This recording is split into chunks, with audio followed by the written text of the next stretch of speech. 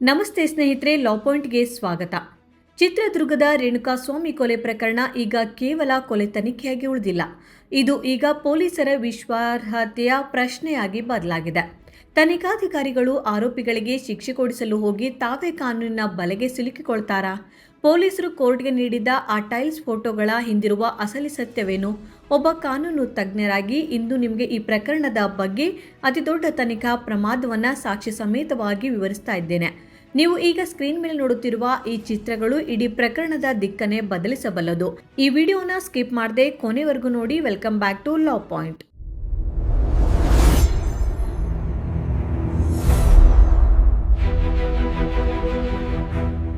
ಸ್ನೇಹಿತರೆ, ಯಾವುದೇ ಕ್ರಿಮಿನಲ್ ಕೇಸ್ನಲ್ಲಿ ಮಹಜರು ಎನ್ನುವುದು ಪ್ರಾಸಿಕ್ಯೂಷನ್ನ ಬೆನ್ನೆಲುಬು. ಪೊಲೀಸರು ಒಂದು ಸ್ಥಳದಲ್ಲಿ ಸಾಕ್ಷ್ಯ ಸಂಗ್ರಹಿಸುವಾಗ ಆ ಜಾಗದ ಪ್ರತಿಯೊಂದು ವಿವರವನ್ನು ನಿಖರವಾಗಿ ದಾಖಲಿಸಬೇಕು.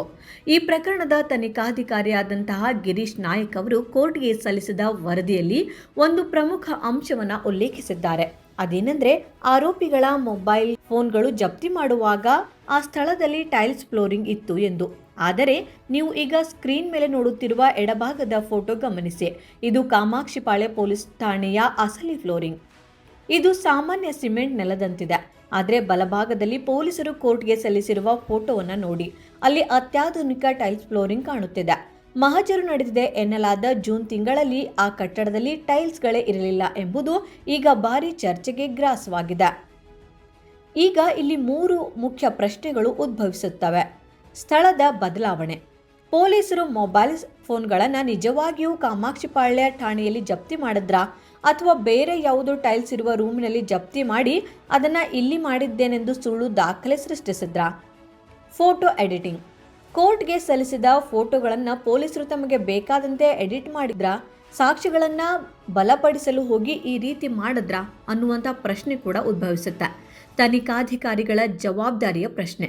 ಇಷ್ಟು ದೊಡ್ಡ ಪ್ರಕರಣದ ತನಿಖೆ ನಡೆಸುತ್ತಿರುವ ಗಿರೀಶ್ ನಾಯಕ್ ಅವರಂತಹ ಹಿರಿಯ ಅಧಿಕಾರಿಗಳಿಗೆ ಈ ವ್ಯತ್ಯಾಸ ತಿಳಿಲಿಲ್ವಾ? ಒಬ್ಬ ವಕೀಲೆಯಾಗಿ ನಾವು ಹೇಳೋದಾದರೆ, ಇಂತಹ ಸಣ್ಣ ತಪ್ಪುಗಳು ಕೂಡ ಕಾನೂನಿನ ದೃಷ್ಟಿಯಲ್ಲಿ ಎವಿಡೆನ್ಸ್ ಟೆಂಪರಿಂಗ್ ಅಥವಾ ಸಾಕ್ಷ್ಯ ನಾಶ ಅಥವಾ ಸಾಕ್ಷ್ಯ ಸೃಷ್ಟಿ ಎಂಬ ಗಂಭೀರ ಆರೋಪಕ್ಕೆ ದಾರಿ ಮಾಡಿಕೊಡುತ್ತೆ. ದರ್ಶನ್ ಕೇಸ್ ಮೇಲೆ ಇದರ ಪರಿಣಾಮ ಏನಾಗುತ್ತೆ? ಈ ಟೈಲ್ಸ್ ಪ್ರಮಾದ ದರ್ಶನ್ ಅವರಿಗೆ ಕಾನೂನಾತ್ಮಕವಾಗಿ ಹೇಗೆ ಸಹಾಯ ಮಾಡುತ್ತದೆ? ಮೊದಲನೇದಾಗಿ, ಪೊಲೀಸರ ಸಾಕ್ಷಿಗಳ ಮೇಲೆ ಸಂಶಯ ಮೂಡಿದಾಗ ಅದರ ನೇರ ಲಾಭ ಆರೋಪಿಗಳಿಗೆ ಸಿಗುತ್ತೆ. ಎರಡನೇದಾಗಿ, ತನಿಖಾಧಿಕಾರಿಗಳೇ ಸುಳ್ಳು ಮಾಹಿತಿ ನೀಡಿದ್ದಾರೆ ಎಂದು ಸಾಬೀತಾದರೆ ಅವರು ಸಂಗ್ರಹಿಸಿದ ಉಳಿದ ಸಾಕ್ಷಿಗಳನ್ನು ಕೋರ್ಟ್ ಸಂಶಯದಿಂದ ನೋಡುತ್ತೆ. ದರ್ಶನ್ ಪರ ವಕೀಲರು ಈಗಾಗಲೇ ಈ ಅಂಶವನ್ನು ಹಿಡಿದುಕೊಂಡು ಪ್ರಬಲ ವಾದವನ್ನು ಮಂಡಿಸ್ತಾ ಇದ್ದಾರೆ. ಸಾಕ್ಷ್ಯಗಳು ನಂಬಲರ್ಹವಾಗಿಲ್ಲದಿದ್ದರೆ ಆರೋಪಿಗಳಿಗೆ ಬೇಲ್ ನೀಡಲು ಇದು ಒಂದು ಪ್ರಬಲವಾದ ಕಾರಣವಾಗಬಹುದು. ಮಾರ್ಚ್ 2ರಂದು ನಡೆಯಲಿರುವ ವಿಚಾರಣೆಯಲ್ಲಿ ಈ ಒಂದು ಪಾಯಿಂಟ್ ಪೊಲೀಸರಿಗೆ ಭಾರೀ ಮುಜುಗರ ತರುವ ಸಾಧ್ಯತೆ ಇದೆ. ಒಟ್ಟಾರೆ ಹೇಳೋದಾದರೆ, ಈ ಪ್ರಕರಣದಲ್ಲಿ ಪೊಲೀಸರು ಗೆಲ್ಲಲು ಹೋಗಿ ತಾವೇ ತೋಡಿದ ಹಳ್ಳಕ್ಕೆ ಬೀಳ್ತಾ ಇದ್ದಾರಾ ಎಂಬ ಅನುಮಾನ ಕಾಡ್ತಾ ಇದೆ. ಪೊಲೀಸರ ಈ ಎಡವಟ್ಟು ದರ್ಶನ್ ಅವರ ಬಿಡುಗಡೆಗೆ ದಾರಿಯಾಗುತ್ತಾ, ಅಥವಾ ಪೊಲೀಸರು ಇದಕ್ಕೆ ಸಮರ್ಥನೆ ನೀಡ್ತಾರಾ? ನಿಮ್ಮ ಅಭಿಪ್ರಾಯವನ್ನು ಕಮೆಂಟ್ ಬಾಕ್ಸ್ನಲ್ಲಿ ಖಂಡಿತ ತಿಳಿಸಿ. ಈ ವಿಡಿಯೋದಲ್ಲಿ ನಾವು ನೀಡಿರುವ ಕಾನೂನು ವಿಶ್ಲೇಷಣೆ ನಿಮಗೆ ಇಷ್ಟವಾದರೆ ಲೈಕ್ ಮತ್ತು ಶೇರ್ ಮಾಡಿ.